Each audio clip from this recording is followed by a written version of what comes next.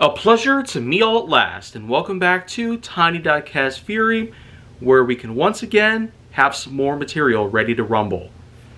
For today's pick, it's time that we get on into Honda for some time with the 1988 CRX.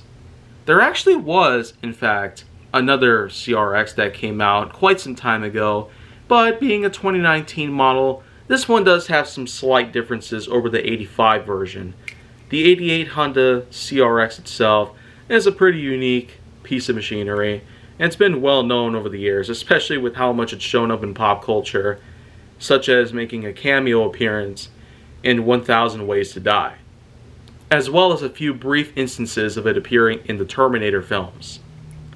Just at the top of my head at least, so that's one out of many good notions that you can get out of this model in order to be familiar with it. But it's simply put, the two-door coupe hatchback styling that the 80s were familiar with and famous for, but at the same time the 80s had also ruined the legacy of a lot of good models out there. While the legacy of every model is practically sacred, even by today's standards, the 1980s seem to have put together some pretty bad versions of classic models out there. We've of course seen a lot of versions of muscle cars especially pretty much being torn to shreds because of what had happened with a lot of innovations and attempts to make them better than the original. But for the CRX, they actually did a pretty darn good job with it, at least for the time that it was made.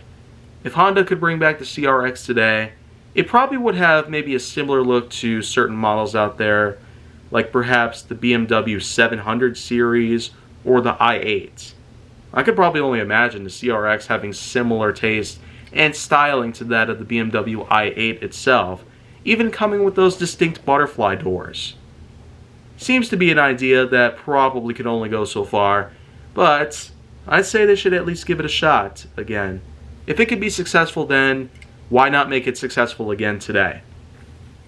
Seeing as how newer versions of other such classics like the new Ford Bronco, the new Chevrolet Camaro, Dodge Challenger and Charger, and of course all of the Mustang variations that we've seen over the past 20 years, considering how well they have been made, it wouldn't make sense to not include the Honda CRX. And honestly, thousands of other models out there. But I guess we'll let time handle all of that. We'll probably see all that stuff happen, or maybe not at all, but until then, if you want to see more go down on my channel, then make sure that you like, subscribe, comment, follow me on social media, and stay on the Hollywood side.